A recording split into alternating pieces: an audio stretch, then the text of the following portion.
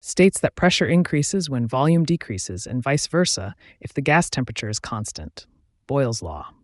In simple terms, Boyle's law explains how if you squeeze a gas into a smaller space, its pressure goes up as long as the temperature stays the same. Imagine you're packing a suitcase for a long trip and trying to fit all your clothes into a limited space.